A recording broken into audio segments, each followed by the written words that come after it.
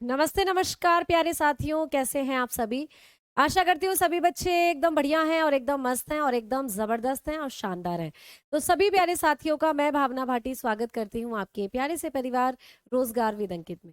तो सभी बच्चे आ जाएँगे और क्लास के साथ जुड़ जाएँगे और सभी बच्चे सोच रहे होंगे कि 2 दिन से कोई जानकारी नहीं है, मैडम कहाँ हैं, क्लास क्यों नहीं हो रही है?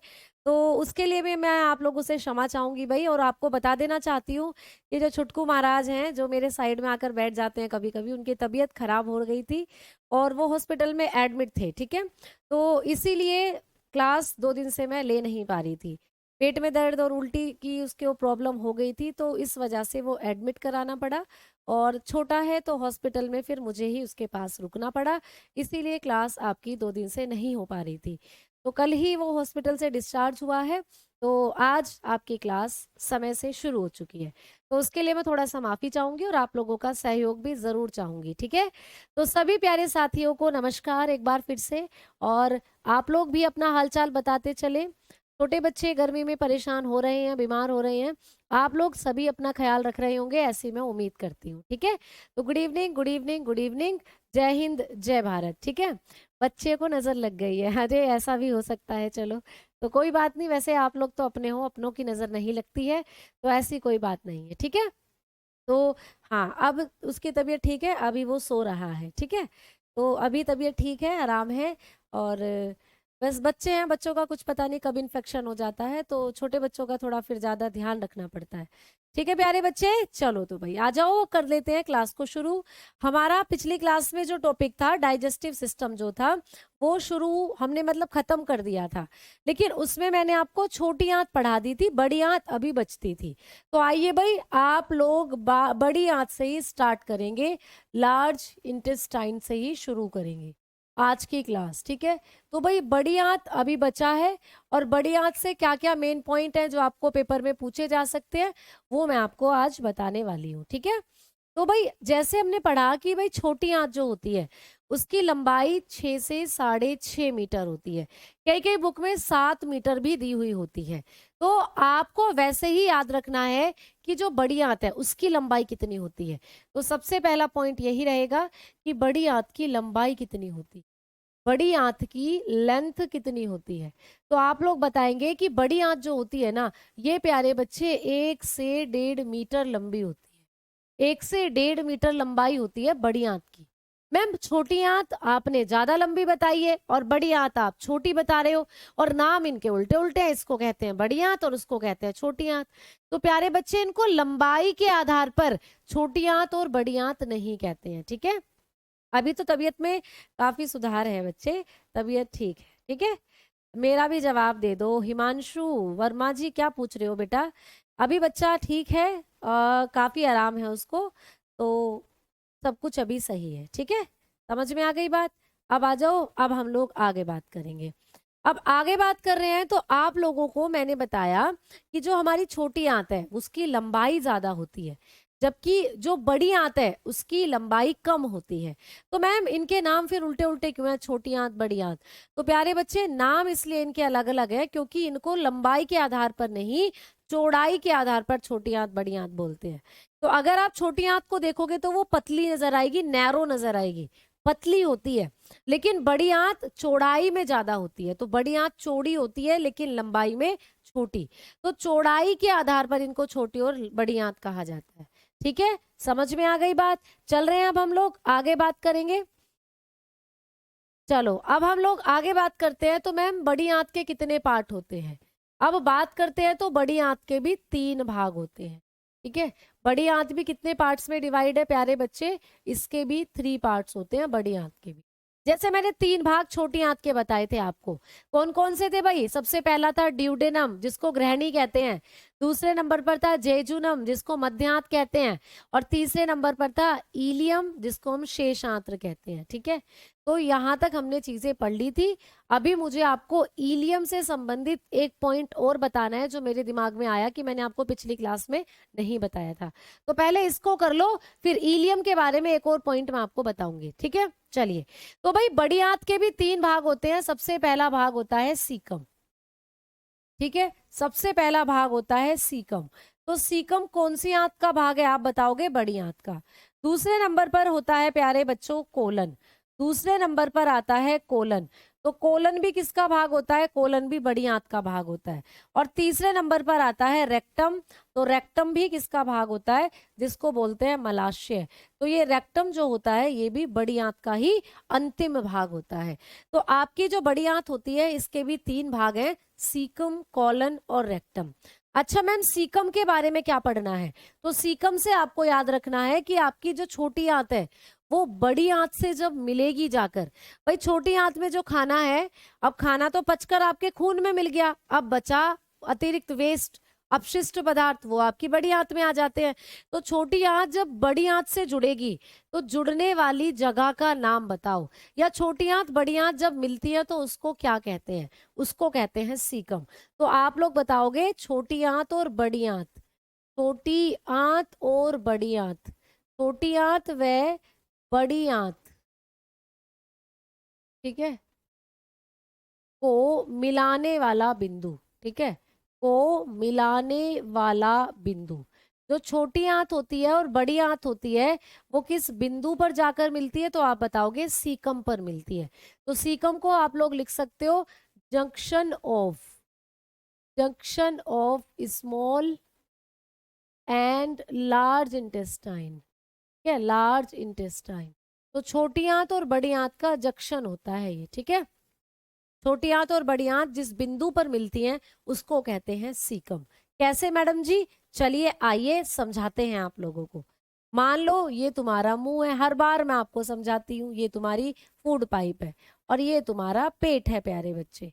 अब पेट से निकलती हैं या पेट के नीचे आप लोगों को दिखेंगी ऐसे ऐसे आपकी छोटी आंत।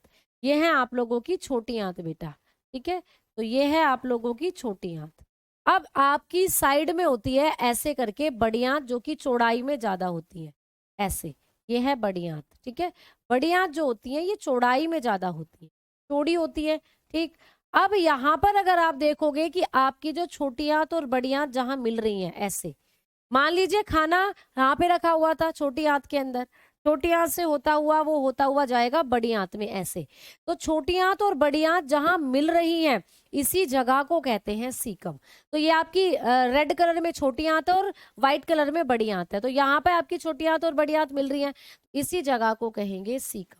तो सीकम क्या होता है? सीकम वो पॉइंट है जहां पर छोटी आंत और बड़ी आंत आपस में मिलती हैं। तो ये बात आपको याद रखनी है, पूछ लेगा एग्जाम के अंदर। समझ में आ गई भाई बातें? तो हमने लिख दिया कि छोटी आंत और बड़ी आंत को मिलाने वाला जो बिंदु है वो होता है सीकम। अब सीकम से जो खाना था वो आ जाता है कोलन के अंदर। मैम कोलन में क्या होता है अब? तो प्यारे बच्चों कोलन में होता है पानी का एब्जॉर्प्शन। जब आप लोग खाना खाते हो, जब खाना आपकी छोटी आंत में पहुंचेगा तो छोटी आंत में पानी की मात्रा खाने के साथ बहुत ज्यादा होती है। आओ फिर से समझो, देखो, मान लीजिए लाल रंग की छोटी आंत है, इसमें पानी भी बहुत ज्यादा होता है, पानी भी बहुत ज्यादा है, और वो पानी भी आपकी बड़ी आंत में आ गया, खाने के साथ ये पानी भी आपकी बड़ी आंत में आ गया। अब बड़ी आंत का जो कोलन वाला हिस्सा होता है, बड़ी आंत का जो कोलन वाला हिस्सा है, ये क्या करेगा?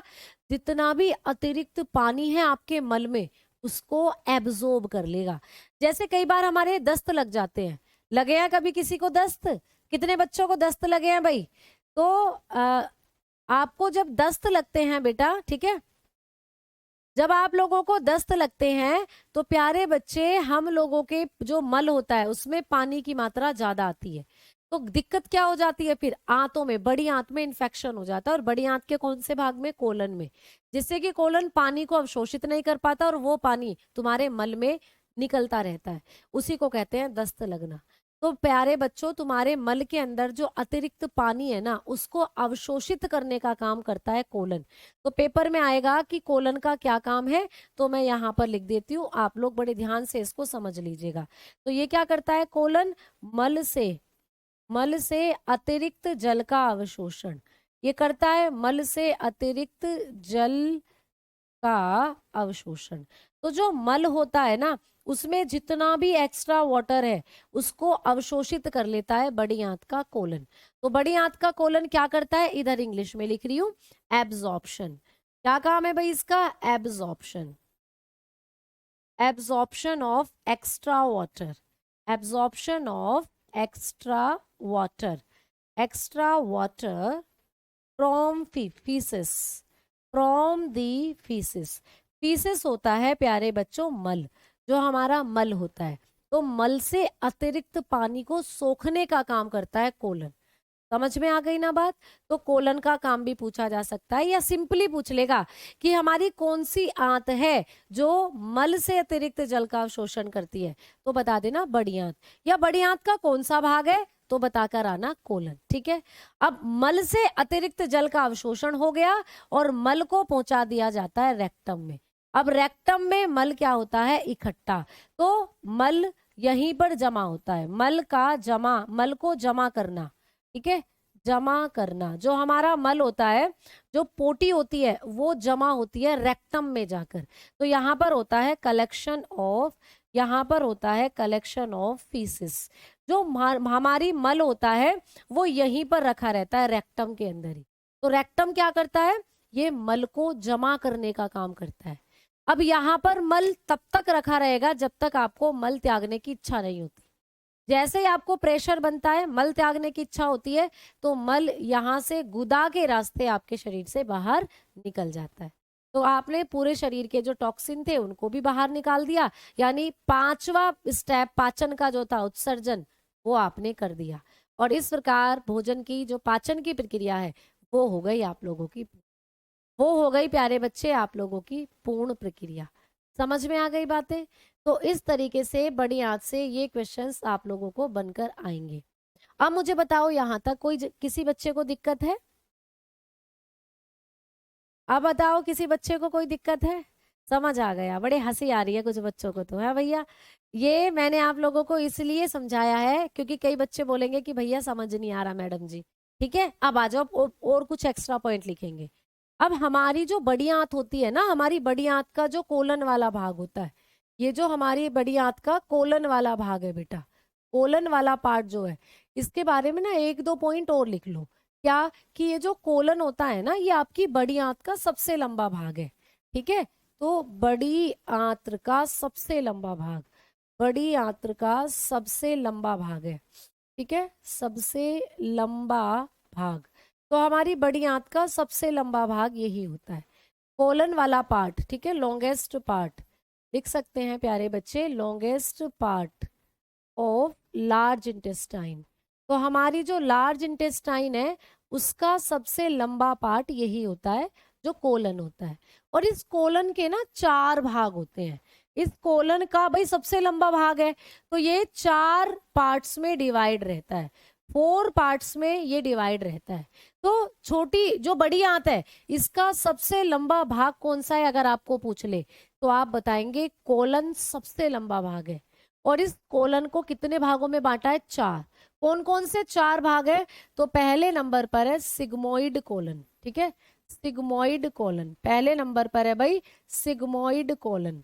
ठीक है, हिंदी में भी ऐसे बोलेंगे, सिग्मोइड, सिग्मोइड कोलन। ठीक है, सिग्मोइड कोलन। क्लियर? फिर दूसरे नंबर पर है प्यारे बच्चे असेंडिंग कोलन, असेंडिंग कोलन,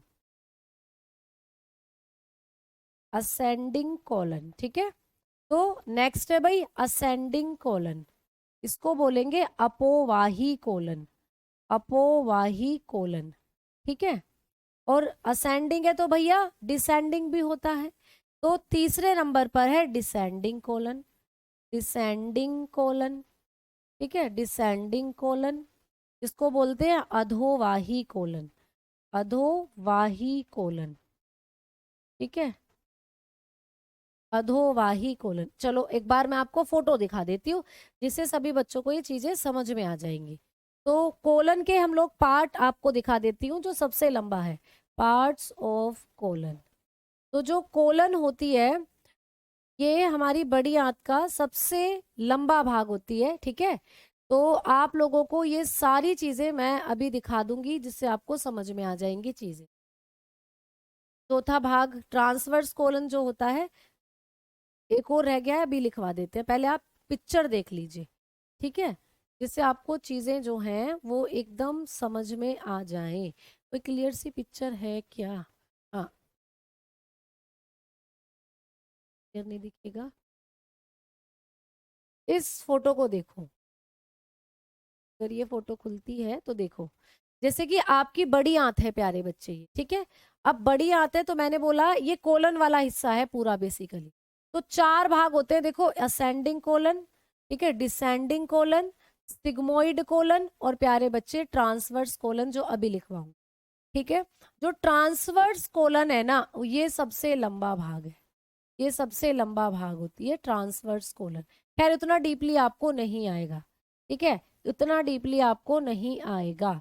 तो आपको सिर्फ ऐसे आ सकता है कि बड़ी आंत का सबसे लंबा भाग कौन सा होता है, तो आप बता दोगे कोलन होता है, ठीक है। तो अब हमने 3 तो लिख लिया, चौथा यहाँ लिखवा देती हूँ, ट्रांसवर्स कोलन, ट्रांसवर्स कोलन। तो ये 4 भाग होते हैं आपकी छोटी और बड़ी आंत, बड़ी आंत, छोटी आंत तो पढ़ ही चुके हैं, बड़ी आंत के कोलन के, ठीक है। तो ये हैं भाई आप लोगों के 4 भाग, तो इतना और याद रख लेना। इतना डीपली वैसे आएगा नहीं, बट आपको कई बार अगर आ जाए तो आप कराओगे उसको, इतना मैंने आपको करा दिया है। अब एक और पॉइंट इसके बारे में लिख लेना भाई, कोलन के बारे में, ये जो कोलन है ना, इसमें एक बैक्टीरिया पाया जाता है, इस कोलन वाले हिस्से में एक जीवाणु पाया जाता है, इसको मैं नेक्स्ट पेज पे लिखवा रही हूँ, ठीक है। तो हमारी बड़ी आंत का जो कोलन होता है, बड़ी आंत का जो कोलन वाला भाग है, इसमें पाया जाता है बेटा एक जीवाणु, ठीक है। हमारी आंतों में जीवाणु भी पाए जाते हैं बेटा, तो हमारी कोलन की बड़ी आंत में एक जीवाणु पाया जाता है, तो लिख सकते हो प्रेजेंट अ बैक्टीरिया। तो हमारी बड़ी आंत के कोलन में एक बैक्टीरिया प्रेजेंट रहता है, ठीक है। इस बैक्टीरिया का नाम क्या है, तो भाई इस बैक्टीरिया का नाम है, जो हमारी बड़ी आंत के कोलन में बैक्टीरिया रहता है, इसका नाम है ई कोलाई। क्या है भाई, ई कोलाई, ये पूछा जाता है। ई कोलाई बैक्टीरिया रहता है हमारी बड़ी आंत के कोलन में, ई कोलाई बैक्टीरिया। अब इस ई कोलाई बैक्टीरिया के बारे में क्या पढ़ना है, तो प्यारे बच्चों ये जो ई कोलाई बैक्टीरिया है ना, ये है गुड बैक्टीरिया। प्यारे बच्चों ये अच्छा बैक्टीरिया है। कई बार आपने सुना होगा कि भैया बैक्टीरिया तो बीमारी करते हैं, बिल्कुल करते हैं, आज पढ़ाऊंगी भी बैक्टीरिया से होने वाली बीमारी, लेकिन ये एक अच्छा बैक्टीरिया है बेटा, ये एक अच्छा जीवाणु है। तो हमारी आंतों में कुछ अच्छे जीवाणु रहते हैं, जैसे कि ई कोलाई। ये अच्छा क्यों है मैडम, ये अच्छा इसलिए है क्योंकि ये हमारे लिए 2 विटामिन बनाता है, ये विटामिन फॉर्मेशन करता है बेटा, हमारे लिए बीमारी नहीं करता, उल्टा हमारे लिए विटामिन बनाता है, विटामिन का निर्माण करता है ये, ठीक है।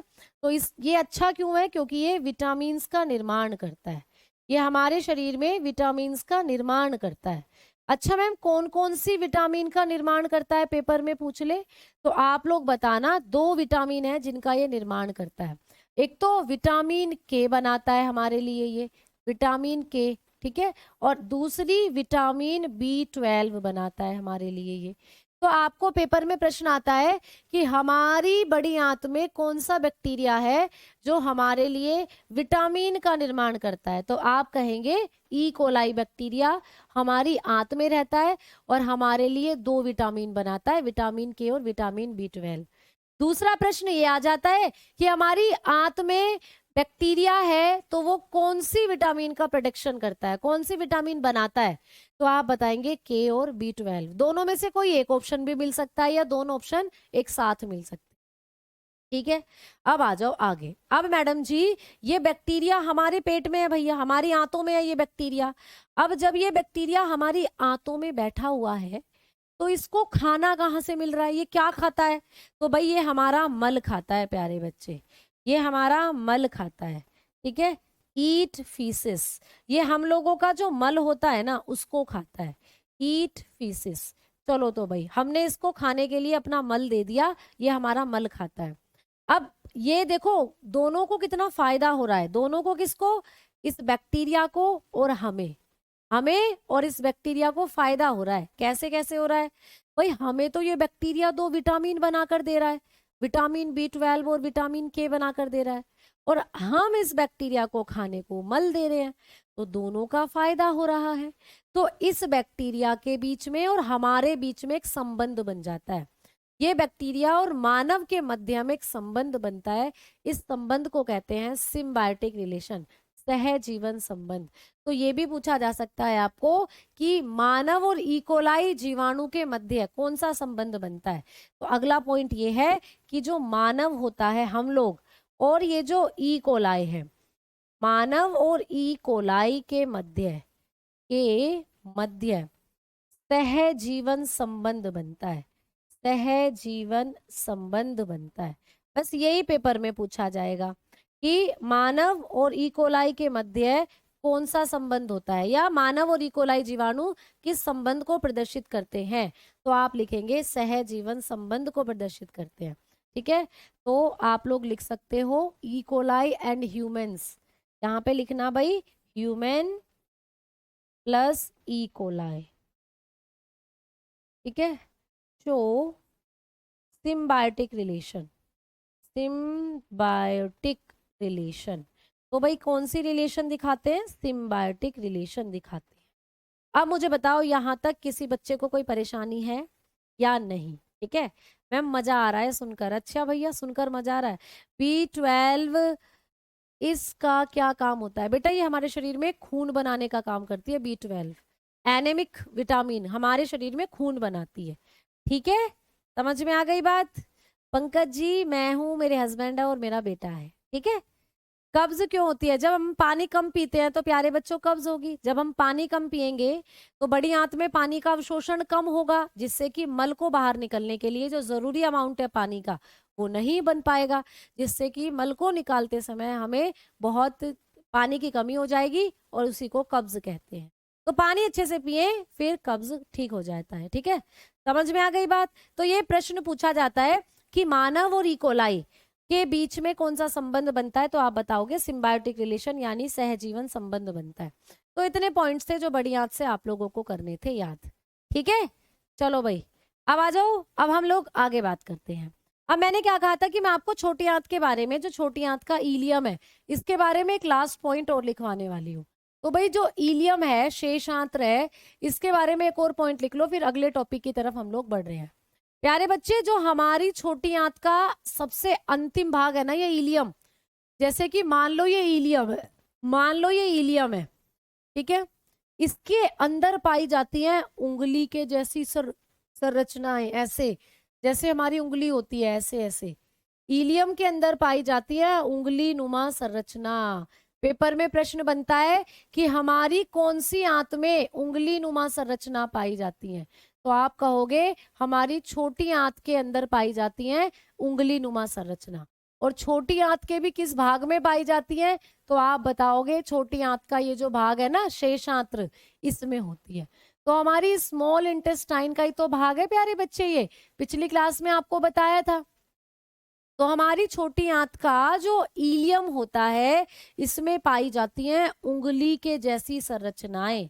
इनको क्या कहते हैं? कई बार प्रश्न बना है। तो इन उंगली, ये क्या है बेटा? अंगुली नुमा संरचना।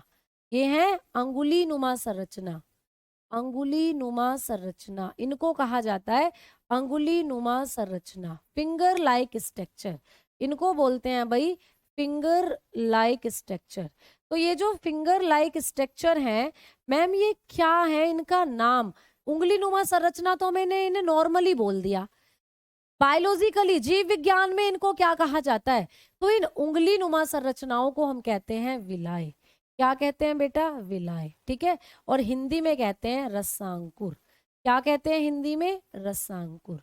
तो इनको हम रसांकुर कहते हैं, यानी कि विलाय कहते हैं। ये भी आपको पेपर में पूछा जाएगा, यही प्रश्न आता है पेपर में कि हमारी छोटी आंत के अंदर हजारों उंगली नुमा संरचना पाई जाती हैं, इनको क्या कहते हैं? इनको हम विलाय या हिंदी में रसांकुर कहते हैं। ये क्या काम करती हैं? तो प्यारे बच्चे यही करती हैं पोषक पदार्थों का अवशोषण। इनका काम होता है पोषक पदार्थों का अवशोषण। ठीक है, पोषक पदार्थों का अवशोषण करती है। ये क्या करती है भाई? पोषक पदार्थों का अवशोषण करती है।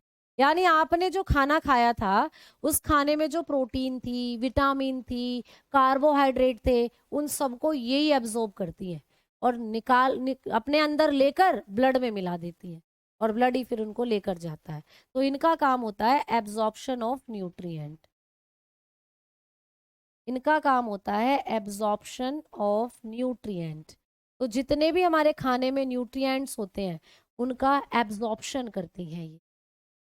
बात समझ में आ गई अब आप लोगों को? ठीक है। इतना महंगा भी, अच्छा भाई, इतना महंगा भी ना समझ खुद को, हम गरीब लोग हैं।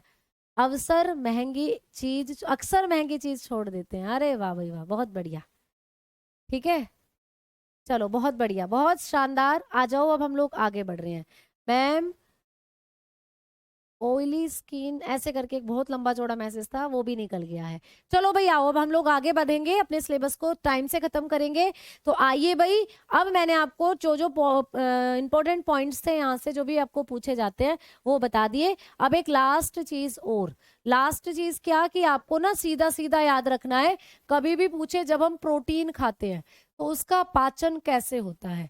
तो मान लीजिए जब हमने खाई प्यारे बच्चे प्रोटीन, तो प्रोटीन पहले टूटती है पेप्टोन में। किसमें टूटती है प्रोटीन? पेप्टोन्स में टूटती है बेटा, पेप्टोन। तो प्रोटीन टूटती है पेप्टोन में, और ये पेप्टोन फिर लास्ट में टूटते हैं अमीनो एसिड में। अमीनो एसिड में। तो पेपर में आपको पूछा जाएगा कि प्रोटीन का जब पूर्ण पाचन हो जाता है तो प्रोटीन किस में कन्वर्ट हो जाती है। तो जब प्रोटीन कंप्लीटली पच जाती है तो समझो अमीनो अम्ल में कंप्लीट टूट जाएगी। तो जो हमने प्रोटीन खाई वो ये वाली थी बेटा, ऐसे बड़े बड़े पार्टिकल हमने खाए प्रोटीन के। फिर ये पार्टिकल टूटे छोटे छोटे पार्टिकल में, ऐसे छोटे छोटे पार्टिकल में। अब ये और छोटे छोटे पार्टिकल में टूटे और इतने छोटे छोटे कि आपके खून में मिल गए जाकर। तो ऐसे तो पचता है खाना, भोजन के बड़े अणुओं को छोटे अणुओं में तोड़ना। तो भाई प्रोटीन ऐसे ऐसे पचेगी। पहले प्रोटीन खाई हमने, वो पेप्टोन में टूटेगी और फिर वो अमीनो एसिड में टूटेगी। ठीक है मैम। बात करें अगर हम कार्बोहाइड्रेट की, अगर हमने खाया कार्बोहाइड्रेट तो वो कैसे कैसे टूटेगा, उसका पाचन कैसे होगा। तो भाई जब हम कार्बोहाइड्रेट्स खाते हैं, कार्बोहाइड्रेट्स जब हम लोग खा रहे हैं तो कार्बोहाइड्रेट्स के बड़े मॉलिक्यूल हमने खाए।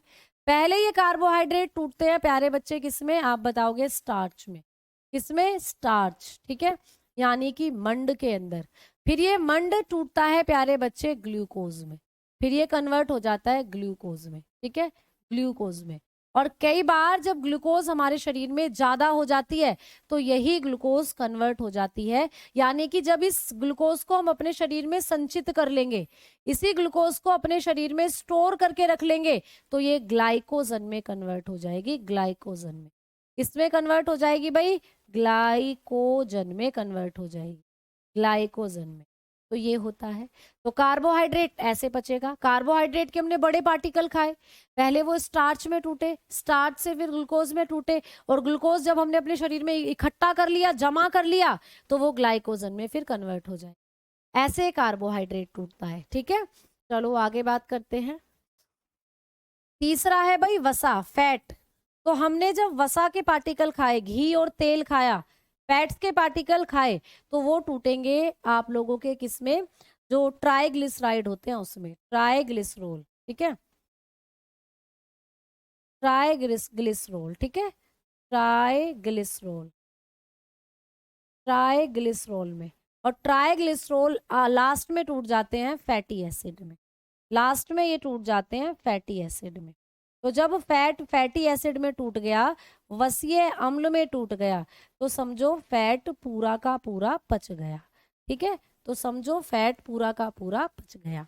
तो ये होता है फैट को पचाने का सीक्वेंस। ये है भाई फैट को पचाने का सीक्वेंस। अपेंडिक्स के बारे में मैंने पहले बताया बेटा कि अपेंडिक्स एक अवशेषी अंग है हम लोगों का, और अपेंडिक्स का कोई विशेष काम नहीं है, उसका कोई काम ज्ञात नहीं है। ऐसा समझा जाता है कि वो हमारे शरीर में, हमारी बड़ी आंत में जितने भी दूषित पदार्थ बन रहे हैं उनको अपने अंदर लेता है, और इतने ज्यादा दूषित पदार्थ अपने अंदर इकट्ठे कर लेता है कि फट जाती है एक दिन अपेंडिक्स। सुना है ना, अपेंडिक्स का दर्द होता है बहुत ज्यादा, तो वो टॉक्सिन चीजें आपकी अपेंडिक्स में जाकर जमा होती है, ऐसा माना जाता है। बट इसका एक्चुअल काम क्या है ये अभी तक नहीं पता किसी को भी। अब बात रही एपिग्लोटिस की, तो एपिग्लोटिस यहाँ पर एक ढक्कन है बेटा, ढक्कन, जो आपकी श्वसन नलिका और भोजन नलिका को सुरक्षित करता है। सिर्फ एपिग्लोटिस से यही प्रश्न बनेगा कि आपकी जो सांस वाली नलिका है और भोजन नलिका दोनों को सुरक्षा देने का काम करता है एपिग्लोटिस। ठीक है, चलो तो भाई आ जाओ, अब हम लोग बढ़ रहे हैं अपने अगले टॉपिक की तरफ। तो यहाँ से इतनी चीजें जो आपको याद करनी थी आएंगे। अब हम बढ़ेंगे भाई अपने डिजीज वाले चैप्टर की तरफ। तो सबसे पहले हम लोग पढ़ेंगे बैक्टीरियल डिजीज।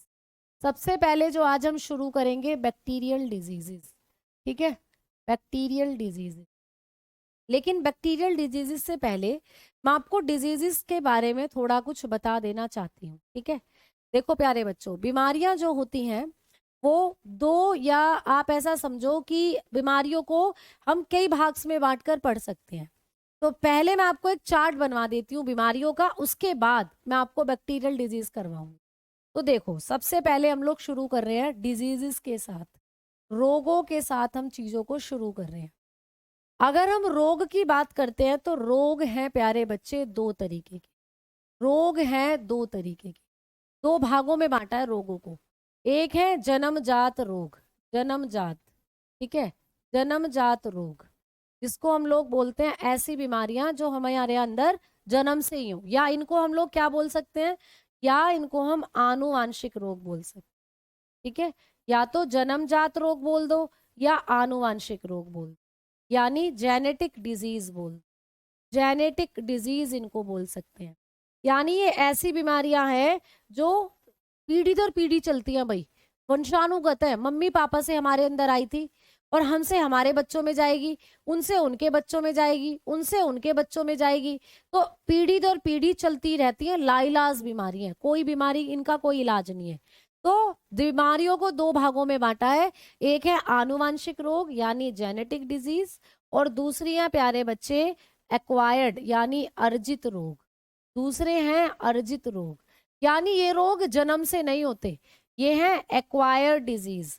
यानी कि जब हम लोग पैदा हुए और पैदा होने के साथ जैसे जैसे हम बड़े हुए और बड़े होने के साथ जैसे आवास में हम रहे, वहीं से ये बीमारी लग जाएंगी। जैसे हम किसी ऐसी जगह रह रहे हैं जहाँ बहुत सारा प्रदूषण है, तो हमें बीमारी हो सकती है ना। या कोई मौसम में, जैसे अभी बहुत गर्मी चल रही है, उल्टी दस्त सबको हो रही है, ये हमें हो सकती है। तो ऐसी बीमारियां जो जन्म से नहीं है और ना ही पीढ़ी दर पीढ़ी चलती, अगर अभी किसी को है तो दवाइयों से ठीक हो जाएंगे और फिर दोबारा दूसरी पीढ़ी में नहीं जाएंगी। तो ये ऐसी बीमारियां हैं जो हमें जन्म से नहीं होती, हमें बड़े होने के साथ साथ कभी भी लग सकती है, और फिर इनका इलाज भी, और इलाज से ठीक भी हो सकती है। ठीक है, तो आनुवांशिक रोगों की अगर बात करते हैं तो ये जन्म से होती है बेटा, जन्म से होती है। मैंने लिख रखा है जन्मजात। आनुवांशिक रोग कैसे होते हैं, ये बीमारियां जन्म से होती हैं, बाय बर्थ होती हैं ये बीमारियां, बाय बर्थ। ठीक है, ये बीमारी ऐसी हैं जो जन्म से होती है। इन बीमारियों को हमारे अंदर हमारे माता पिता दादा दादी ये लेकर आते हैं। तो ये बीमारियां एक पीढ़ी से दूसरी पीढ़ी में जाती हैं, एक पीढ़ी से दूसरी में जाती हैं, दूसरी पीढ़ी में फैलती हैं। ठीक है, तो एक पीढ़ी से दूसरी पीढ़ी में फैलती हैं ये बीमारियां जो आनुवांशिक रोग होते हैं। तो लिख सकते हो spread, spread one generation to another, to another. तो भाई एक पीढ़ी से दूसरी पीढ़ी में फैलती हैं ये बीमारियां। जैसे किसी के दादा दादी को थी, फिर उनके मम्मी पापा में आई, फिर मम्मी पापा से फिर उनके उनके अंदर आई, उनसे फिर उनके बच्चों में गई, उनके बच्चों से उनके बच्चों में गई, ये है ये। और प्यारे बच्चों, ये लाइलाज बीमारी है, लाइलाज। भाई इनका इलाज होता तो अगली पीढ़ी में इनको जाने ही नहीं दिया जाता, एक ही पीढ़ी में इनका इलाज करके इनको ठीक कर दिया जाता। तो ये लाइलाज बीमारी है, क्योंकि एक पीढ़ी से दूसरी पीढ़ी में जाती हैं तो इनका इलाज नहीं है, इसीलिए एक पीढ़ी से दूसरी पीढ़ी में जाती हैं, है ना। और ये बीमारियां क्या होती हैं, ये बीमारियां जन्म से नहीं होती, जन्म के बाद होती। ठीक है, अब इनको ना दो भागों में बांटा गया है, इन बीमारियों को भाई दो भागों में बांटा गया है। कौन कौन से दो भाग है, एक है संक्रमित रोग, संक्रमित बीमारी भाई, संक्रमित रोग, ठीक है, जिसको बोलते हैं इन्फेक्शियस डिजीज, इन्फेक्शियस डिजीज, संक्रमित रोग प्यारे बच्चे। ऐसी बीमारियां जो एक दूसरे के कांटेक्ट में आने से फैलेंगी। जैसे मुझे खांसी जुकाम हो गई, मेरे पास तुम बैठे हो, अगले दिन तुम्हें भी हो जाएंगे। मुझे टीबी हो गया, मेरे पास तुम बैठे हो, मेरा झूठा खा रहे हो, अगले दिन तुम्हें भी हो जाएगा। तो ऐसी बीमारी जो एक दूसरे के कांटेक्ट में आने से फैलती है। ठीक है, दूसरी है भाई असंक्रमित रोग, असंक्रमित रोग। ठीक है, तो दूसरी है असंक्रमित रोग, असंक्रमित रोग। तो प्यारे बच्चे, संक्रमित और असंक्रमित रोगों को ना आपको पेपर में पूछा जाता है।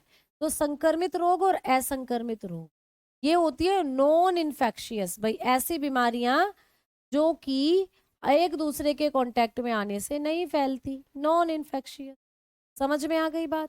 तो संक्रमित और असंक्रमित रोग दो तरीके की होती हैं, अर्जित रोग जो। आप बताओ, बात समझ में आई? जैसे कोरोना, कोरोना संक्रमित बीमारी थी भैया, कितने बचे थे? कोरोना तो इतनी ज्यादा संक्रमित बीमारी थी कि भैया 6 फीट की दूरी जरूरी बना दी थी, है ना? तो कमरे में बंद हो जाना पड़ता था उसको, जिसको कोरोना हो गया है। तो आओ आगे बढ़ते हैं और इन सब बीमारियों के बारे में पढ़ते हैं। तो सबसे पहले जो ज्यादा प्रश्न आपको पेपर में आते हैं वो यहाँ से आते हैं, संक्रमित रोगों से। तो संक्रमित रोग कौन कौन से हैं, चलिए आइए मैं आपको बताती हूँ। अगर प्यारे बच्चों हम लोग बात करते हैं संक्रमित रोगों की, अगर हम लोग बात करेंगे संक्रमित रोगों की, इन्फेक्शियस डिजीज की, तो इन्फेक्शियस डिजीज जो होती है ना, इनके कुछ कारण हैं बेटा। इन्फेक्शियस डिजीज किसके कारण से होती है? तो संक्रमित रोग 4 तरीकों से हमारे अंदर फैल सकते हैं। पहला तरीका है जीवाणु। प्यारे बच्चे, जो जीवाणु से होने वाली बीमारी है ना, वो आती है संक्रमित रोग में। तो पहला कारण है संक्रमित रोगों को करने का बैक्टीरिया, जीवाणु। जीवाणु से जितनी बीमारी होगी ना, सब संक्रमित है। फिर अगली है प्यारे बच्चे विषाणु, जैसे कोरोना, कोरोना वायरस, उस बीमारी का नाम क्या था? Corona virus. तो भाई वायरस से भी जो बीमारियां होती है ना, ये भी एक व्यक्ति से दूसरे व्यक्ति में फैल जाती है। तीसरे नंबर पर है प्रोटोजोआ। प्रोटोजोआ जिसको हम लोग बोलते हैं सूक्ष्म जीवाणु है, ये भी एक तरीके के प्रोटोजोआ। तो इनसे भी बीमारी फैलती है, प्रोटोजोआ। तो इनके बारे में भी हम लोग पढ़ेंगे। ठीक है, और चौथा कारण है कवक, फंगस। तो कवक भी बीमारियां फैलाते हैं भाई, फंगस। ठीक है, तो ये इतने कारण होते हैं जो हमारे अंदर संक्रमित रोग करते हैं। तो आपको पेपर में पता है क्या प्रश्न आ सकता है? पेपर में प्रश्न आ सकता है कि गांठ कौन सी डिजीज में आएगी? बेटा ये जो कैंसर होते हैं या ये जो गांठें हमारे शरीर में हो जाती है, ये नॉन इन्फेक्शियस में आती हैं। ये आती हैं नॉन इन्फेक्शियस डिजीज के अंदर, असंक्रमित रोगों में आती है। असंक्रमित रोगों में ऐसी बीमारियां आएंगी जो एक दूसरे के साथ उठने बैठने से नहीं फैलती। जैसे अगर किसी को कैंसर है, हम उसके साथ बैठे हैं, उठ रहे हैं, तो हमें थोड़ी ना कैंसर हो जाएगा। किसी को डायबिटीज है तो उसको देखकर हमें थोड़ी ना डायबिटीज हो जाएगा।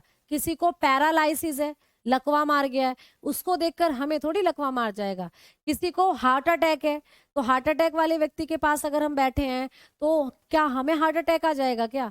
नहीं, ये होती है असंक्रमित रोग। ठीक है, ये है असंक्रमित रोग। हिचकी आती है प्यारे बच्चे जब हम लोगों का जो डायफ्राम है, यहाँ फेफड़ों के नीचे होता है डायफ्राम, ये अपनी जगह से खिसक जाता है। अपनी जगह से थोड़ा सा खिसक गया तो हिचकी आती है, ऐसे करके। ठीक है, जेनेटिक डिजीज एग्जाम्पल बताओ। हाँ बताऊंगी, मैं कराऊंगी। आपने सुना है कलर ब्लाइंडनेस के बारे में? कलर ब्लाइंडनेस जिसमें हमें रंगों में पहचान ही नहीं कर पाते हम। लाल को हरा कहते हैं, हरे को लाल कहते हैं। हेमोफीलिया, हेमोफीलिया में अगर चोट लग जाए तो खून बहता ही रहेगा। ठीक है, ये होती है आपकी आनुवांशिक बीमारी। तो हेमोफीलिया और कलर ब्लाइंडनेस ज्यादा पूछे जाते हैं आपको पेपर में, तो मैं कराऊंगी उनको यहाँ से जेनेटिक डिजीज के अंदर। ठीक है, बाकी यहाँ से बहुत अच्छे से प्रश्न आपको बनकर आते हैं। ज्यादा जो प्रश्न बनने की संभावना है वो संक्रमित रोगों से हैं, और संक्रमित रोगों में 4 जगह से ज्यादा प्रश्न बनकर आते हैं। इनमें से भी ये 2 जो है ना, यहाँ से ज्यादा बनते हैं। तो भाई आ जाओ, हेडिंग डाल लो बैक्टीरियल डिजीज। सबसे पहले पढ़ेंगे हम जीवाणु से करने में। ठीक है, जीवाणु जनित रोगों को पढ़ेंगे। मुंह में छाला विटामिन की कमी से होता है, कई बार हमारे शरीर में पानी की कमी है उससे होता है। ठीक है, चले भाई, चले भाई, याद करने पर आती है हिचकी। ठीक है, तो करो याद खूब मजे से, और खूब हिचकियां लो भाई। चलो चलो, हाँ जी पंकज, मैं तुम्हारी ट्रिक समझ रही हूँ, और तुम्हारी ट्रिक बस क्या ही कहूँ। आ जाओ आगे बात करो, आओ लिखो हेडिंग जीवाणु जनित रोग। जीवाणु जनित रोग। बात करते हैं जीवाणु से होने वाली बीमारियों की। जीवाणु जनित रोग, ऐसी बीमारियां जो हमारे अंदर फैलाते हैं बैक्टीरिया। तो भाई पढ़ेंगे बैक्टीरियल डिजीजेस। बैक्टीरियल डिजीजेस, भाई बैक्टीरिया से होने वाली बहुत सारी बीमारियां हैं। इनको हमेशा मैं एक ट्रिक के माध्यम से आपको बताती हूँ। तो भाई ट्रिक क्या है, जल्दी से बताओ। ट्रिक है प्यारे बच्चे, पंडित का टीका। पंडित के बारे में तो सभी जानते हैं भाई, पंडित जी टीका भी लगाते हैं। तो पंडित का टीका, पंडित का टीका न्यू है। यह है प्यारे बच्चे ट्रिक। तो बैक्टीरिया से होने वाली बीमारियों को आप एक ट्रिक के माध्यम से याद कर सकते हो। ट्रिक क्या है, पंडित का टीका न्यू है। ठीक है, कैसे कैसे मैम? बड़ी आंत की लंबाई छोटी आंत से कम है तो इसे बड़ी आंत क्यों कहते हैं? सुभाष जी, पूरी रामायण खत्म हो गई और आप पूछ रहे हो कि सीता कौन थी, राम कौन था। प्यारे बच्चे, मैंने आपको जब बताया बड़ी आंत के बारे में, तो मैंने तभी बताया था कि इनको ना लंबाई के आधार पर छोटी आंत बड़ी आंत नहीं कहते, इनको हम चौड़ाई के आधार पर छोटी आंत बड़ी आंत कहते हैं। आपकी छोटी आंत है तो लंबाई में छोटी लेकिन चौड़ाई में मोटी है, तो ऐसा समझ सकते हो आप इसको कि ये है आपकी बड़ी आंत, ये है आपकी बड़ी आंत। वही मोटी दिख रही है, चौड़ाई में ज्यादा है, चौड़ाई में ज्यादा है। और ये है आपकी छोटी आंत, ऐसा समझ लो, ये है आपकी छोटी आंत। तो छोटी आंत लंबाई में तो ज्यादा है लेकिन इसकी चौड़ाई कम है, तो इनको छोटी आंत बड़ी आंत चौड़ाई के आधार पर बोला जाता है बेटा। इनको छोटी आंत और बड़ी आंत हम चौड़ाई विद के अकॉर्डिंगली इनको छोटी आंत और बड़ी आंत कहते हैं। तो जो बड़ी आंत है इसकी लंबाई तो कम है लेकिन चौड़ाई ज्यादा है। ठीक है, और छोटी आंत की चौड़ाई कम होती है, लंबाई ज्यादा होती है। तो इनको छोटी आंत बड़ी आंत हम लोग लंबाई मोटाई के आधार पर कहते हैं। ठीक है, मोटाई के आधार पर कहते हैं। बेटा आईफोन में तो चलता ही नहीं है मैम, आईफोन में दिक्कत आ रही है, ऐप पर बार बार बंद हो रहा है। आईफोन में भैया एप्लीकेशन चल रही है तुम्हारी, मेरे फोन में तो नहीं चलती है एप्लीकेशन आईफोन के अंदर। ठीक है, समझ में आ गई ये बातें? अब हम लोग आगे बढ़ रहे हैं। एक बच्चे का मुझे कमेंट दिखा था, समझ नहीं आ रहा। बेटा मैं एक बार फिर से कोशिश करती हूँ समझाने की। मैंने कहा बीमारियां दो तरीके की है, एक होती है जन्मजात या इन्हीं को कहते हैं आनुवांशिक रोग, है ना, और दूसरी होती है संक्रमित रोग। प्यारे बच्चों, आनुवांशिक रोग ऐसे रोग हैं जो एक पीढ़ी से दूसरी पीढ़ी में जाएंगे ही जाएंगे, है ना। जैसे मम्मी पापा को होती बीमारी तो उनके बच्चों में भी आएगी। ठीक, और ये बीमारी लाइलाज होती है और ये जन्म से ही होती है हमारे अंदर। जब मम्मी पापा में है और हम मम्मी के पेट में बन रहे हैं तो ये हमारे पेट में जन्म से ही बन जाती है बीमारियां, और जन्म लेने के साथ भी हमारे अंदर ये बीमारी होंगी। ठीक है, तो ये होते हैं आनुवांशिक रोग। जबकि ये जो बीमारियां होती हैं आप लोगों की अर्जित रोग, ये जन्म के बाद होती हैं। भाई आए दिन तुम्हें कुछ ना कुछ बीमारी लगी रहती है, कभी उल्टी दस्त हो गए, कभी बुखार हो गया, कभी तुम्हें जुकाम हो गया, कभी खांसी हो गई, कभी चेचक निकल आई तुम्हें, कभी तुम्हें कुछ बीमारी हो गई, पीलिया हो गया, कभी कुछ कभी कुछ कभी कुछ लगा ही रहता है। तो ये सारी बीमारियां हैं अर्जित रोगों में आने वाली। और अर्जित रोग दो तरीके के होते हैं, संक्रमित और असंक्रमित। संक्रमित रोगों के कारण कौन कौन होते हैं, क्यों होते हैं संक्रमित रोग? तो संक्रमित रोगों का केवल 4 कारण है, ये 4 कारण है, और इन चारों को बोलते हैं रोगाणु। इन चारों को कहा जाता है रोगाणु यानी पैथोजन। तो इन 4 पैथोजन के कारण ही संक्रमित रोग होते हैं। संक्रमित रोग जीवाणु के कारण होंगे। मान लीजिए मुझे टीबी हो गया, अब मैं खांस रही हूँ तो मेरे अंदर बहुत सारे जीवाणु है, वो जीवाणु जब मैं खांस रही हूँ मेरे हाथ पर गिर गए, उसी मेरे कपड़ों पर गिर गए, तो तुम भी मेरे पास बैठे हो, तुम्हारे कपड़ों पर गिर गए और सांस के साथ तुम्हारे शरीर में चले गए, तो हो गए ना तुम भी बीमार। वैसे ही विषाणु है ना। जैसे किसी को हेपेटाइटिस हो गया, उसका खून किसी को चढ़ा दिया, उसको भी हेपेटाइटिस हो जाएगा भैया। उसका झूठा खा लिया, उसको हेपेटाइटिस हो जाएगा, है ना। या प्रोटोजोआ और फंगस, ये सब बीमारियां संक्रमित हैं, एक दूसरे के साथ उठने बैठने से, खाना खाने से, या एक दूसरे को संक्रमित खून चढ़ाने से बीमारियां हो जाती। ठीक है, जैसे तुम एड्स पढ़ोगे, एड्स में तुमने पढ़ा था, ठीक है, एड्स में तुमने पढ़ा था कि ऐड देखते थे भैया टीवी पर, आवाज तो आ रही है बच्चा, टीवी पर ऐड देखते थे कि भाई एक दूसरे एड्स कभी भी किसी से गले मिलने से, साथ खाना खाने से, उठने बैठने से नहीं होता।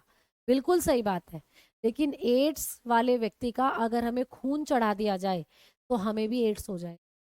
एड्स वाले व्यक्ति के साथ अगर हमने सेक्सुअली रिलेशन बना लिए तो हमें भी एड्स हो जाए। तो वो भी फैल सकता है कुछ कारणों से हमारे अंदर, तो वो भी है संक्रमित रोग। और एड्स को करने वाला विषाणु होता है वायरस, तो वायरसों से जो बीमारी होगी वो संक्रमित होंगी। तो ये 4 कारण होते हैं संक्रमित रोगों को करने के लिए। ठीक है, अब उन्हीं को हम पढ़ रहे हैं, बैक्टीरियल डिजीज हम पढ़ रहे हैं। तो पंडित का टीका न्यू है, इस ट्रिक से जीवाणु से होने वाली बीमारी याद कर सकते हो। पैसे बनेगा प्लेग। पहली बीमारी है भाई प्लेग, तो प्लेग किसके कारण होता है बताओगे? बैक्टीरिया के कारण। दूसरी बीमारी है डिप्थीरिया। डिप्थीरिया किसके कारण होता है तो बताओगे? बैक्टीरिया के कारण। पहले नाम लिख लो, फिर इनके बारे में डिटेल में बताऊंगी। डिप्थीरिया, ठीक है। तीसरा है भाई तपेदिक। तपेदिक इसको हम लोग किस नाम से जानते हैं? ट्यूबरक्लोसिस बोलते हैं। ट्यूबरक्लोसिस, ट्यूबरक्लोसिस होता है टीबी, ठीक है, टीबी भी बोलते हैं इसको। तपेदिक, ट्यूबरक्लोसिस। का से बना काली खांसी। काली खांसी होती थी ना पहले बच्चों को बहुत ज्यादा, काली खांसी, इसको बोलते हैं हम लोग वूफिंग कफ। काली खांसी को बोलते हैं वूफिंग कफ, ठीक है, काली खांसी, वूफिंग कफ। और टी से बनेगा भाई टिटेनस। टिटेनस के बारे में सुना होगा तुमने, टिटेनस हो गया उसको तो ऐसे बोलते हैं, ठीक है, टिटेनस, टिटेनस। और टे से ही बनता है बारे प्यारे बच्चों टाइफाइड। टाइफाइड के बारे में तुमने सुना ही होगा, बहुत ज्यादा आता है पेपर में कि टाइफाइड कैसे होता है, तो आप बताओगे टाइफाइड होता है जीवाणु से, ठीक है, टाइफाइड। क्लियर? आगे आ जाओ। तो टी से टे से 2 बीमारी बन रही है, टिटेनस और टाइफाइड। आगे आओ, आगे बात करें तो का से बनेगा कुष्ठ रोग। कुष्ठ रोग, कुष्ठ रोग हो जाता है ना कई बार, कोढ़, तुम स्किन से संबंधित बीमारी हो जाती है जिसको बोलते हैं लेप्रोसी। तुमने कई बार सुना होगा कि भैया उसको तो बेचारे को कोढ़ की बीमारी हो गई। कोढ़ मतलब हाथ पैर गल जाते हैं, उंगलियां गल जाती हैं, फोड़े फुंसी शरीर पर हो जाते हैं ये। आगे है न्यूमोनिया। अभी तुमने सुना होगा न्यूमोनिया के बारे में, छोटे बच्चों में सर्दियों में बहुत ज्यादा होता है न्यूमोनिया, है ना। तो ये भी क्या है? एक बीमारी है जो कि बैक्टीरिया से होती है, न्यूमोनिया। ठीक, अब आ जाओ, लास्ट है भाई, जो अब गर्मियां चल रही है तो गर्मियों में जो हेजा हो रहा है, हेजा मक्खी मच्छर से होता है, और मक्खी मच्छर के पास होते हैं बैक्टीरिया, तो हेजा, जिसको बोलते हैं कोलेरा। तो इतनी बीमारियां हैं मोस्ट इंपोर्टेंट जो आपको पेपर में बैक्टीरिया से होने वाली पूछी जाती है। ठीक है अमित जी, प्यारे बच्चे, आपका रिप्लाई मुझे आपका डाउट मुझे दिखेगा तो मैं बिल्कुल आपके डाउट का रिप्लाई करूंगी। ठीक है, हाँ, कुष्ठ रोग ऐसे मैम, हाँ प्यारे बच्चे, कुष्ठ रोग ही होता है कोढ़, ठीक है, कुकर खांसी, कुत्ता खांसी, सब यही है। मैम जीवाणु और विषाणु में क्या अंतर है? प्यारे बच्चे, जीवाणु और विषाणु दोनों ही आप लोगों के सूक्ष्म जीव हैं, ठीक है। जीवाणु थोड़े से बड़े होते हैं और विषाणु बहुत छोटे होते हैं। विषाणु जो है हमेशा हानिकारक होते हैं हमारे लिए, हमेशा बीमारी फैलाएंगे, जबकि जीवाणु 2 तरीके के होते हैं, बीमारी फैलाने वाले और अच्छे बैक्टीरिया। मैंने अब जितने भी आपको पढ़ाऊंगी वो सब बीमारी करने वाले हैं, लेकिन अभी अभी एक अच्छा बैक्टीरिया भी मैंने आपको पढ़ाया था। मैंने अभी भी बताया था ना, हमारी आंत में एक अच्छा बैक्टीरिया होता है, इकोलाई। तो बैक्टीरिया दोनों तरीके के हो सकते हैं हमारे लिए, अच्छे भी और बुरे भी। अच्छा बैक्टीरिया दही में भी होता है, जब आप दही खाते हो तो दही में होता है लैक्टोबैसिलस बैक्टीरिया, या दूध से दही जमाने में भी यही बैक्टीरिया काम करता है। ये बैक्टीरिया आपके शरीर के अंदर जाकर आपकी इम्यूनिटी बढ़ाता है, आपके शरीर के अंदर जाकर आपको रोगों से लड़ने की शक्ति देता है। तो ये भी एक अच्छा बैक्टीरिया है, तो आप दही खाया करो प्यारे बच्चे, ठीक है। तो दही में भी अच्छा बैक्टीरिया होता है। हम सिरका खाते हैं, सिरके में भी बैक्टीरिया है, वो भी बहुत अच्छा है, ठीक है। हम बहुत सारी ऐसी चीजें खाते हैं जिनमें बहुत अच्छे अच्छे बैक्टीरिया होते हैं, ठीक। तो ये हमारे शरीर में जाकर हमारी पाचन शक्ति को दुरुस्त करते हैं, ठीक है। और जबकि वायरस हमेशा बीमारी ही फैलाएंगे, वायरस कभी हमारे लिए लाभदायक नहीं हो। जीवाणु जो है वो पूर्ण रूप से सजीव है बेटा, जीवाणु सजीवों की कैटेगरी में आते हैं, जबकि विषाणु के बारे में तो आज तक भैया यही ना पता कि ये सजीव है या निर्जीव है क्या? ये विषाणु के बारे में तो आज तक ये ही नहीं पता कि ये सजीव है या निर्जीव। तो इतने सारे अंतर हैं बेटा सजीव और निर्जीव के अंदर, ठीक है।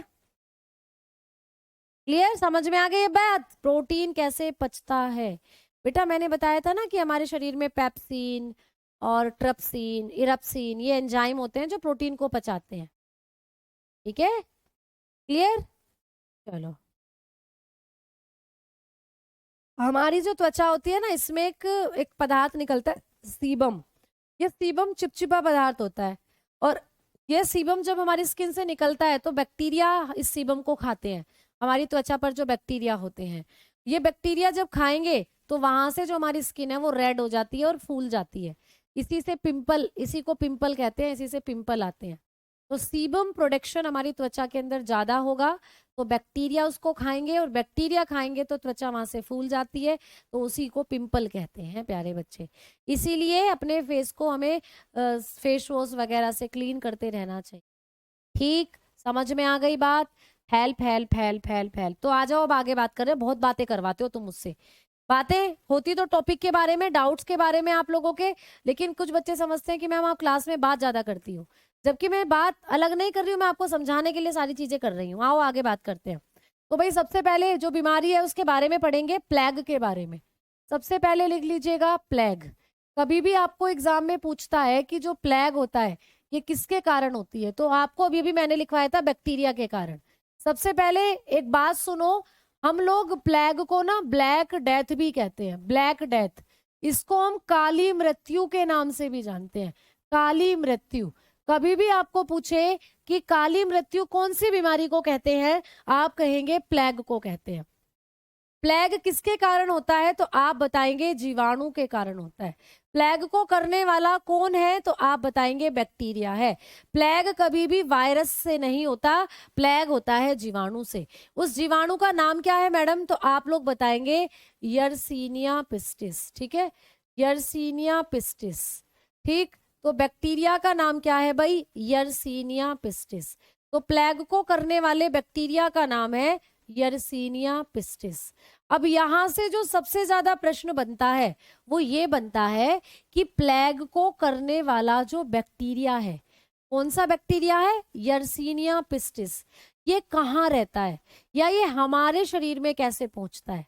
यानी कि प्लेग रोग का कारक क्या है, प्लेग रोग को फैलाने वाला कारक क्या है। प्लेग रोग फैलता तो वैसे बैक्टीरिया से है, लेकिन इस बैक्टीरिया को हमारे शरीर में कौन लेकर जाता है, ये बैक्टीरिया होता कहाँ है, तो प्यारे बच्चों ये बैक्टीरिया होता है चूहों के अंदर।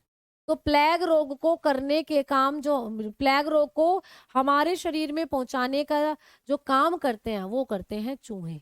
तो ये जो यर्सीनिया पिस्टिस बैक्टीरिया है ये चूहों में होता है, और चूहों के द्वारा खाया गया खाना, या चूहे जब हमारी बॉडी पर कूदते हैं, उछलते हैं, और कोई भी हमारे शरीर पर घाव है, तो चूहों से इन्फेक्शन हमारी बॉडी में हो सकता है, और उससे हो सकता है हमें प्लेग। तो आपको पेपर में आएगा कि प्लेग रोग को फैलाने वाले वेक्टर का नाम बताएं, तो आप बताकर आना चूहे। समझ में आ गई बात? इतना आपको प्लेग से पढ़कर जाना है, कुछ और यहां से नहीं आएगा। आ जाओ अगली बीमारी की बात करते हैं। दूसरी बीमारी थी डिफ्थीरिया। दूसरी बीमारी थी भाई डिफ्थीरिया। ठीक है, डिफ्थीरिया दूसरी बीमारी जो बैक्टीरिया से होती थी, डिफ्थीरिया। डिफ्थीरिया को हम लोग प्यारे बच्चों रोहिणी के नाम से भी जानते हैं, रोहिणी। कई बार पेपर में इसको रोहिणी के नाम से आ जाता है हिंदी में। तो रोहिणी वैसे दिल्ली में भी है, दिल्ली में एक जगह है रोहिणी, वैसे ही याद रखना कि डिफ्थीरिया रोग को हम रोहिणी कहते हैं। डिप्थीरिया रोग जो है ये भी किसके कारण होता है प्यारे बच्चे, जीवाणु के कारण। ये बीमारी भी किसके कारण होती है हमारे शरीर में, तो बताना बैक्टीरिया के कारण होती है। अच्छा, कौन सा बैक्टीरिया है जो डिप्थीरिया करता है, तो आप लोग बताना कोरिने बैक्टीरियम। डिप्थीरिया का नाम क्या है, कोरिने बैक्टीरियम, कोरिने बैक्टीरियम डिप्थेरी। ये है भाई बैक्टीरिया का नाम, कोरिने बैक्टीरियम डिप्थेरी। ठीक है, ये बैक्टीरिया हमारे अंदर करता है डिप्थीरिया रोग। कोरिने बैक्टीरियम, कोरिने बैक्टीरियम डिप्थेरी, ये बैक्टीरिया है कोरिने बैक्टीरियम डिप्थेरी। ठीक है, ये करता है हमारे अंदर डिप्थीरिया रोग। तो पेपर में पूछा जाएगा कि डिप्थीरिया कैसे फैलता है, या डिप्थीरिया एक कैसी बीमारी है, जीवाणु जनित है, विषाणु जनित है, प्रोटोजोआ से होती है, आनुवांशिक है, तो आप बताएंगे डिप्थीरिया है जीवाणु जनित रोग। कौन से जीवाणु से होता है डिप्थीरिया, आप बताएंगे कोरिने बैक्टीरियम। कैसे याद करोगे? ऐसे याद करना कि एक बच्चा था भाई, उसका नाम था कोरी। कोरी नाम के बच्चे को बैक्टीरिया का इन्फेक्शन हो गया, और भैया कौन सी बीमारी हो गई उसको? डिप्थीरिया बीमारी हो गई। कोरिने बैक्टीरियम डिप्थेरी। तो ऑप्शन देखते ही पहचान लोगे कि डिप्थीरिया कौन से बच्चे को हुआ था? कोरी नाम के बच्चे को हुआ था डिप्थीरिया। तो जब भी पूछेगा कि कौन सा बैक्टीरिया है जो डिप्थीरिया फैलाता है, तो आप लोग कोरी नाम देखते ही ऑप्शन में समझ जाओगे कि यही है कोरिने बैक्टीरियम डिप्थेरी। ठीक है। वैसे आपको पेपर में कभी भी बैक्टीरिया का नाम नहीं पूछा गया, आपको सिर्फ बीमारी का नाम पूछा जाता है कि ये बीमारी किससे होती है। तो डिप्थीरिया बीमारी किससे होती है? आप बता दोगे कोरिने बैक्टीरियम डिप्थेरी से होती है। ठीक है, समझ में आ गई बातें? बताओ जल्दी। ठीक। इसमें मैम होता क्या है? तो इसमें बच्चों को सांस लेने में दिक्कत, इसके लक्षण क्या है? सांस लेने में परेशानी, ठीक है, सांस लेने में परेशानी और तेज बुखार, ये होता था। सांस लेने में परेशानी और तेज बुखार, ये हैं इसके सिम्टम। ठीक है, तेज बुखार, सांस लेने में परेशानी, डिफिकल्ट ब्रीथिंग, डिफिकल्ट ब्रीथिंग, ठीक है, डिफिकल्ट ब्रीथिंग और हाई फीवर, हाई फीवर, तेज बुखार आता था बच्चों को। ठीक है, हाई फीवर। तो ये इस बीमारी के सिम्टम थे प्यारे बच्चे। ठीक है। अब इस बीमारी से बचाव के लिए मैम कोई टीका लगाया गया क्या? प्लेग से बचाव के लिए तो कोई टीका था ही नहीं, इसीलिए बताया ही नहीं मैंने। लेकिन डिप्थीरिया से बचाव के लिए आपको टीका पूछा जाता है कि ये कौन सी बीमारी है जिससे बचाव के लिए हमें टीका भी लगाया जा सकता है। तो डिप्थीरिया जो है, इससे बचाव के लिए आपको टीका लगाया जाता है। अगर किसी को डिप्थीरिया है तो उनको जन्म में मतलब बचपन में टीका लगाया गया होगा। तो रोहिणी से बचाव के लिए जो हम टीका लगाते हैं बेटा, जो वैक्सीनेशन दी जाती है, वो कौन सी है? तो डिप्थीरिया से बचाव के लिए जो वैक्सीनेशन दी जाती है वो है प्यारे बच्चे डीपीटी, डीपीटी। तो याद रखना, डीपीटी का टीका लगाया जाता है डिप्थीरिया से बचाव के लिए। ठीक है, चलो डीपीटी के बारे में बाद में बात करेंगे, क्योंकि अभी ये मैं आपको और लगाऊंगी, अभी ये और बीमारियों में और लगाया जाएगा आपको। तब तक जल्दी से तीसरी बीमारी कर लेते हैं जिसका नाम है काली खांसी। टीबी कल पढ़ाऊंगी बेटा, टीबी क्योंकि थोड़ा बड़ा है, वहां से डिटेल में प्रश्न आ सकता है। काली खांसी से नहीं आते डिटेल में, तो थोड़ा सा आज वूफिंग कफ को पढ़ लो। वूफिंग कफ, क्योंकि टीबी जैसे पढ़ाऊंगी टाइम हो जाएगा, तो वूफिंग कफ कर लेते हैं तब तक। ठीक है, वूफिंग कफ ये किससे होती है बीमारी? तो ये भी जीवाणु से होती है। काली खांसी भी किसके कारण होता है? हमारे अंदर बैक्टीरिया करता है इसको भी। तो पूछ ले कि इनमें से कौन सी बीमारी जीवाणु से होती है। ऑप्शन में काली खांसी दे रखा हो तो बता कर आना कि भाई काली खांसी बिल्कुल जीवाणु से होती है। जीवाणु का नाम क्या है? तो जीवाणु का नाम है बॉर्डेटेला। ठीक है, बॉर्डेटेला, बॉर्डेटेला पर्ट्यूसिस। ठीक है, पर्ट्यूसिस। तो ये जो काली खांसी है ना, इसका एक और नाम है बॉर्डेटेला पर्ट्यूसिस। तो इसको ना हम पर्ट्यूसिस के नाम से भी जानते हैं। काली खांसी को हम लोग पर्ट्यूसिस के नाम से भी जानते हैं भाई, पर्ट्यूसिस। तो कभी भी आपको पूछे कि काली खांसी का और क्या नाम है, तो काली खांसी को हम पर्ट्यूसिस भी बोलते हैं। पर्ट्यूसिस क्यों बोलते हैं मैडम इसको पर्ट्यूसिस? क्योंकि प्यारे बच्चे इसके बैक्टीरिया का ही नाम होता है पर्ट्यूसिस। आ रहा है ना इसके नाम के पीछे, देखो बॉर्डेटेला पर्ट्यूसिस। तो पर्ट्यूसिस जो होता है ये बैक्टीरिया का नाम है, इसीलिए काली खांसी को फैलाने का काम ये बैक्टीरिया कर रहा है, इसीलिए इस काली खांसी को हम पर्ट्यूसिस भी बोलते हैं। और काली खांसी से क्या था मैडम, इसके सिम्टम क्या थे? तो खांसी थी भैया, खांसते थे बच्चे, बुखार आता था, मृत्यु हो जाती थी बच्चों की। तो मैम इससे बचाव के लिए भी कोई टीका लगाया गया क्या? काली खांसी, कुकर खांसी, कुत्ता खांसी, सुनी है ना तुमने सारी खांसी, वो सब यही है। काली खांसी, कुकर खांसी, कुत्ता खांसी, सब यही है। ठीक है। अब मैडम जी ये काली खांसी जो है, इससे बचाव के लिए कौन सी वैक्सीनेशन दी जाती है? इससे बचाव के लिए कौन सा टीका लगाया जाता है?